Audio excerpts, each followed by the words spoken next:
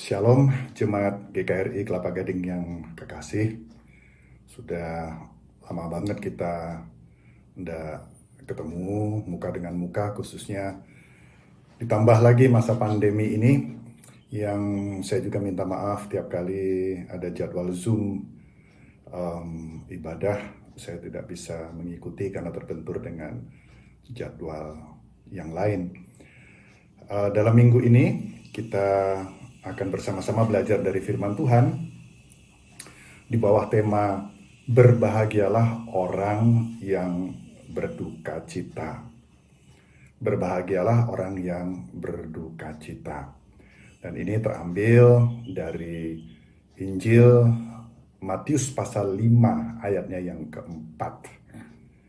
Nah, Matius pasal 5 ayat yang keempat yang tema untuk kita bahas bersama-sama pada hari ini, itu adalah bagian dari khotbah Tuhan Yesus di bukit, terkenal dengan nama khotbah di bukit, yang bagian-bagian pertama dalam bahasa Inggris itu sebetulnya kata beatitude, yang menunjukkan karakter Kristiani dan menunjukkan prinsip-prinsip raja, Yesus sebagai raja yang disajikan oleh Injil Matius dalam sejak Matius pasal pertama, dan semua argumen yang menyajikan Yesus sebagai raja. Dan prinsip-prinsip raja ini berbicara tentang standar moral dan rohani. Itu yang Yesus sampaikan dan Yesus bahas kepada para murid dan orang-orang yang mendengarnya selama khotbah di bukit. Nah, Yesus menekankan bahwa karakter Kristiani itu adalah karakter positif yang harus digapai. Dan itulah peran orang percaya di dunia. Itu Yesus uraikan di dalam Matius pasal 5 ayat ketiga sampai 12. Nah, sebetulnya ayat kunci dari khotbah di bukit ini adalah Matius 5 ayat 20. Karena pada waktu itu juga ada orang-orang Farisi yang mendengar, dan banyak encounter dari orang-orang Farisi dan para ahli Taurat yang menekankan kepada umat Yahudi, umat pada waktu itu, untuk mengutamakan liturgi dan tradisi sebagai standar kebenaran, dan sering mereka lupa karakter. Jadi ayat kunci yang menjadi sentral dari khotbah di bukit ini, Matius 5:20, ini yang Tuhan Yesus katakan, Matius 5:20, maka aku berkata kepadamu, jika hidup keagamaanmu tidak lebih benar, perhatikan, hidup keagamaanmu tidak lebih benar daripada hidup keagamaan ahli-ahli Taurat dan orang-orang Farisi, sesungguhnya kamu tidak akan masuk ke dalam kerajaan sorga. Jadi Yesus berbicara tentang kerajaan sorga sebagai raja. Dia duduk dalam posisi sebagai raja, dia mengajar sebagai guru yang agung, tapi juga sebagai raja yang agung. Mengajar tentang kebenaran, menentang tradisi standar kebenaran pada waktu itu. Dan semua orang pada waktu itu tujuannya adalah masuk ke dalam kerajaan sorga. Nah, standar kunci yang Tuhan Yesus berikan ini adalah, kalau hidup keagamaanmu tidak lebih benar daripada hidup keagamaan ahli-ahli Taurat dan orang-orang Farisi, sesungguhnya kamu tidak akan masuk ke dalam kerajaan sorga. Sebab siapa yang bisa melawan tradisionalisme, legalisme, semua tradisi yang sudah diajarkan dan dijalankan oleh ahli-ahli Taurat.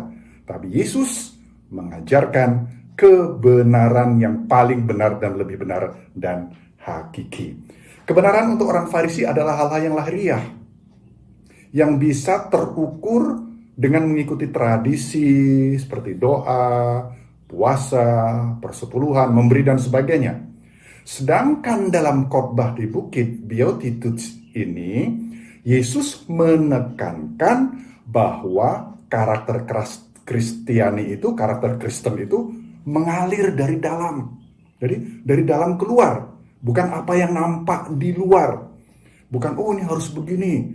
Kalau tidak pakai begini, ini tidak bisa, ini dosa. Kalau tidak melakukan itu, nah itu dosa. Jadi semua aturan-aturan, 613 hukum Taurat yang diajarkan itu dilakukan semua oleh orang-orang Farisi, itu standar kebenarannya yang nampak dari luar. Tapi sekali lagi, Yesus menekankan bahwa karakter Kristiani itu mengalir dari dalam. Itulah karakter yang positif yang harus digapai. Nah, Yesus sebagai guru yang agung tidak mulai dengan hal negatif. Tidak mengkritik orang Farisi, tidak menceritakan hal-hal yang negatif lah, ya. Tapi sebagai guru yang agung, jadi mengajarnya pun dia memasternya dengan luar biasa. Yesus menekankan karakter positif orang percaya. Blessed, kalau terjemahkan bahasa Indonesia, berbahagialah. Blessed itu beatus dalam bahasa Latinnya. Makanya muncul kata beatitudes kalau terjemahan dalam bahasa Inggris untuk khotbah di bukit ini. Itu adalah divine joy and perfect happiness. Jadi itu adalah satu sukacita ilahi dan kegembiraan yang sempurna. Kata ini tidak dipakai untuk manusia. Jadi kata ini dipakai hanya untuk dewa-dewa atau orang mati. Sehingga ketika pendengar waktu itu mendengar Yesus memulai dengan kata makarios atau maaf, atau beatus ini, dan ini mereka, saya bayangkan pasti terpukau, bukan hanya sekedar senang dan diberkati. Bahasa Inggris memakai kata blessed, bahasa Yunani memakai kata makarios, bahasa Indonesia menerjemahkannya berbahagia. Nah, Beatitudes ini khotbah di bukit yang pembukaannya dari ayat 3 sampai 16 ini menyatakan 4 karakter, 4 sikap karakter yang harus kita miliki. Ayat ketiga dimulai dengan sikap terhadap diri sendiri. Nah, bagian yang akan kita bahas ini ayat 4 sampai 6, itu bagian yang kedua, adalah sikap terhadap dosa.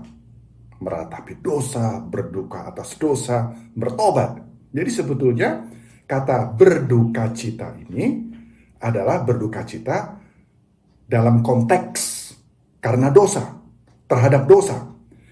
Lalu sikap yang ketiga, kalau tadi pertama sikap terhadap diri sendiri, ayat ketiga, yang kedua sikap terhadap dosa, ayat 4 sampai 6. Kemudian yang ketiga, sikap terhadap Tuhan, ayat 7-9, dan lalu sikap terhadap dunia, ayat 10-16.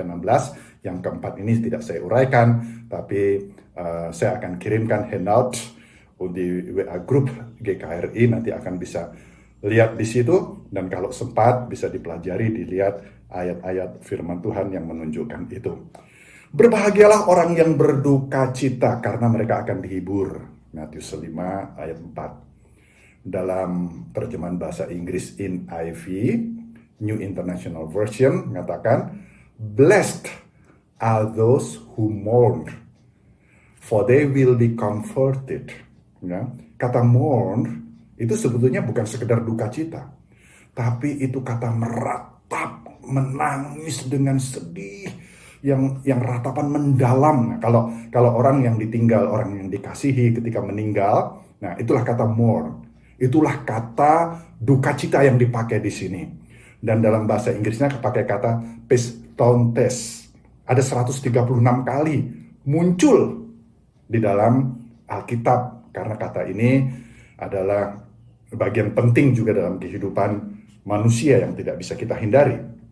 Nah, dalam konteks tadi, Yesus berbicara 4 sikap karakter yang harus kita miliki. Yang pertama itu terhadap diri sendiri, dan yang kedua terhadap dosa, ayat 4-6. Jadi ayat 4 ini, berbahagialah orang yang berduka cita. Ini berbicara tentang dalam hubungan sikap karakter kita terhadap dosa. Membenci dosa, sedih, meratapi karena aku sudah berdosa. sudah melakukan hal-hal yang menjijikkan, yang bukan hanya Tuhan jijik, bukan hanya sesama jijik, tapi diri sendiri pun melihatnya jijik. Dan orang ini meratapi dosa itu.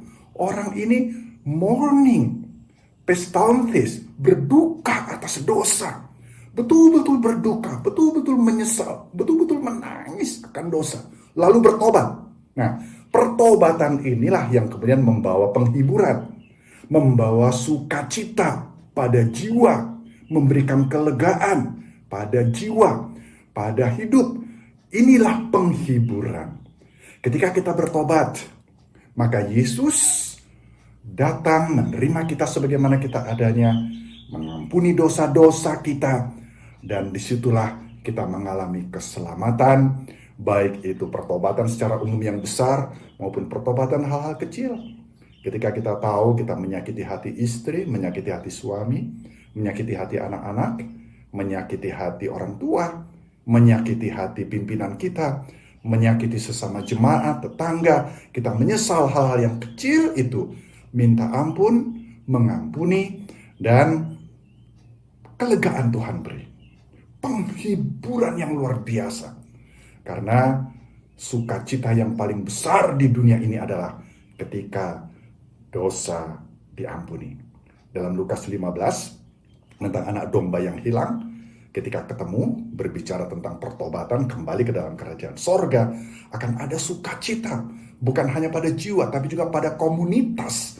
Dan sorga pun bersukacita. Ini konteks di dalam apa yang Tuhan Yesus sampaikan pada Matius 5 ayat 4. Berbahagialah orang yang mourning, yang meratap, yang berduka cita, karena mereka akan dihibur.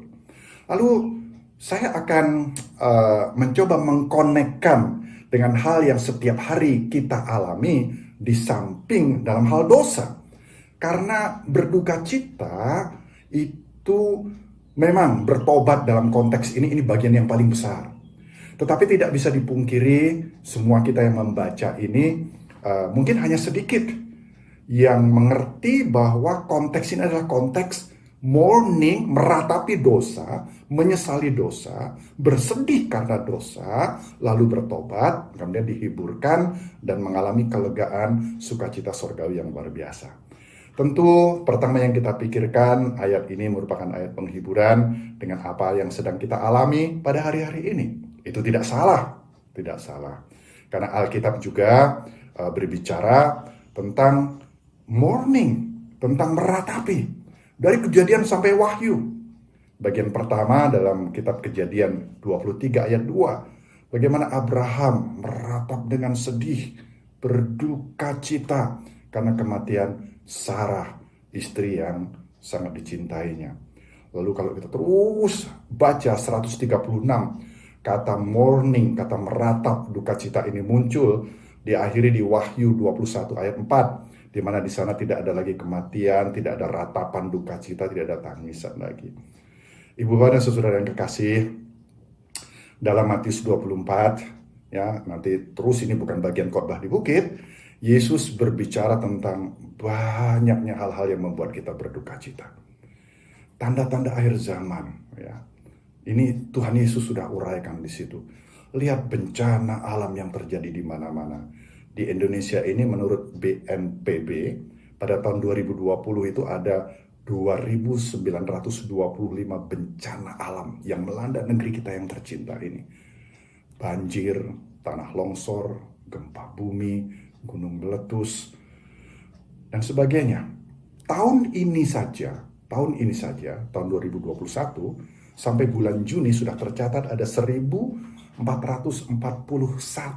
bencana alam, Ibu Bapak dan Saudara. Dan ini banyak membuat derita, banyak membuat duka cita. Kami bersyukur di dalam jaringan IPN, justru dalam hal-hal begini ada banyak kesempatan untuk menebarkan kasih Kristus, membawa penghiburan baik secara material maupun secara rohani. Ketika di NTT terjadi ya banjir yang luar biasa, gempa bumi di Sulawesi Barat dan sebagainya, kita sebagai alat Tuhan, kita mungkin mengalami bagian duka cita karena bencana alam ini. tapi juga ada banyak kesempatan untuk berbuat baik, membawa penghiburan Allah kepada mereka. Pandemi COVID yang sejak tahun lalu, saya pada waktu pandemi ini dimulai, saya sedang berangkat ke Amerika. Tiba-tiba saya dengan teman saya, waktu mau boarding, disuruh minggir. Rupanya, usut punya usut, mereka sudah ada data. Tahun 2019, saya terbang ke Amerika, saya transit di Guangzhou. Dan teman pendeta satu ini, tahun lalu juga melayani di Hong Kong. Karena rupanya pada waktu itu, sentra dari COVID ini ada di Hong Kong. Sangat menakutkan. Kayak ya kalau orang Jawa bilang. Begitu sampai di Washington, lega. Nggak ada yang pakai masker, nggak ada ini itu dan sebagainya. Dan itu awal-awal. Lalu kami di Atlanta ada meeting tahunan untuk misi Suku Terabaikan. Dan ketika kami kembali, itu sudah mulai heboh karena bulan Maret itu sudah dinyatakan COVID ini sebagai pandemi. Lalu seandainya waktu itu saya positif, itu akan ditelusuri ke sana kemari ndak karuan. Lalu pada akhir Maret itu ada seorang pendeta di Salatiga yang juga baru pulang dari Amerika terkena COVID. Hebohnya bukan main. Laura dan Peter, anak-anak banyak mendapat WA atau IG dari teman-temannya. Laura, papamu kena COVID ya? Papamu ini, ada yang bilang juga, oh papamu meninggal ya? Rupanya karena pendeta, Salatiga, dan juga baru pulang dari Amerika. Nah, ini menggambarkan saking hebohnya Bapak Ibu. Lalu pertama-tama kita dengar berita, oh makin naik, masih sangat menakutkan, masih sangat normal. Lalu teman kita terkena, heboh juga berita. Lalu makin dekat teman kita kena. Lalu keluarga kita kena. Dan juga sekarang, seperti saya baru masih masa pemulihan, masih belum 100%. Kami sendiri bisa kena. Jadi ini sesuatu yang Tuhan Yesus katakan juga tanda-tanda akhir zaman itu, ya, itu sakit penyakit pestilensis. Jadi penyakit yang COVID yang mungkin akan lebih parah lagi. Tapi kita sekarang mendengarnya seolah-olah seperti sudah biasa. Kedukaan hampir setiap hari. Saya ada Zoom pemakaman, ya.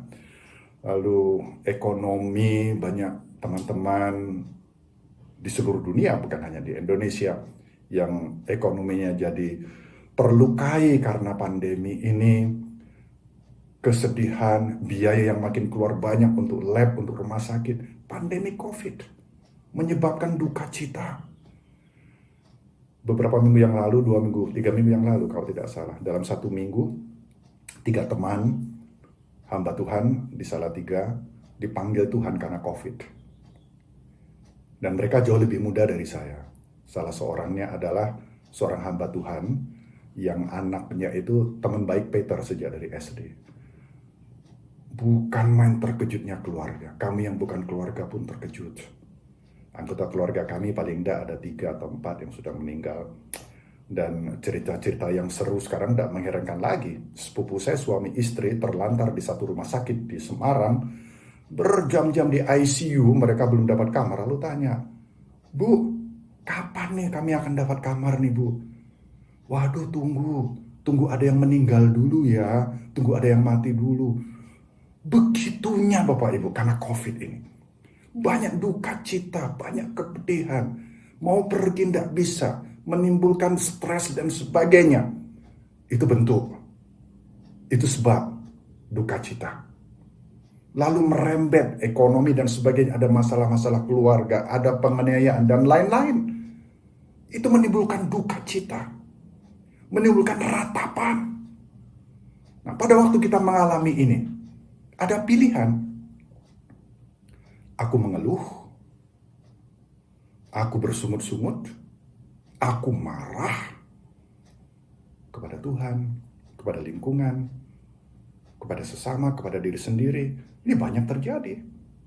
Atau kita belajar mensyukuri, menghitung segi positif dari pandemi yang sedang kita alami sekarang ini. untuk semakin dekat dengan Tuhan. Ibu dan saudara, ada 2 ayat firman Tuhan untuk kita yang mengalami duka cita dalam konteks apa kata firman Tuhan. Berbahagialah mereka yang berduka cita karena mereka akan dihiburkan. Penghiburan kita tidak bisa tidak itu dari firman Tuhan. Khotbah di bukit, kata berbahagialah mereka yang miskin, berbahagialah yang berduka cita, berbahagialah yang lemah lembut dan sebagainya. Pada waktu itu sangat revolusioner, sangat melawan tatanan sosial karakter manusia. Karena bahagia katanya karena kekayaan. Ada benarnya juga, tapi kekayaan bisa habis. Kebahagiaan karena kekuasaan dan karena nama. Tapi satu saat kekuasaan akan lewat. Nama besar pun akan lewat. Tapi kalau kita berfokus kepada Tuhan, kita melihat dari perspektif Tuhan, itulah penghiburan. Jadi ayat ini dijanjikan hanya untuk yang percaya kepadanya. Pertama, Roma 8 ayat 28. Roma 8:28. Begini bunyi firman Tuhan. Kita tahu sekarang, ini kata Paulus untuk orang-orang percaya, kita tahu sekarang bahwa Allah turut bekerja dalam apa? Dalam segala sesuatu. Jadi segala sesuatu yang sedang kita alami. Ada mungkin jemaat yang rasa sakit fisik, ada yang sakit hati, merasa direndahkan, merasa dilecehkan, merasa disingkirkan, ya. Ada mungkin yang mengalami tekanan ekonomi. Bisa terjadi. Tapi ingat, dalam segala sesuatu Allah turut bekerja. Bekerja untuk apa? Untuk mendatangkan kebaikan, bukan untuk mencelakakan kita. Saya selalu pegang janji firman Tuhan itu. Ketika Yesus baru usai mengutuk pohon ara, lalu pohon ara itu mati, murid-murid terheran-heran. Ingat cerita itu ya. Lalu mereka berkata, kok bisa? Kira-kira begitu.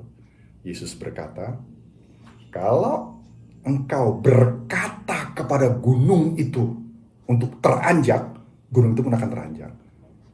Jadi dalam segala sesuatu yang kita alami, maksud Tuhan Yesus itu adalah kita katakan kepada masalah itu, untuk menyelesaikan masalah itu, untuk beranjak masalah itu, untuk pergi masalah itu. Dalam arti kita lebih mengandalkan Tuhan, melihat dari perspektif Tuhan.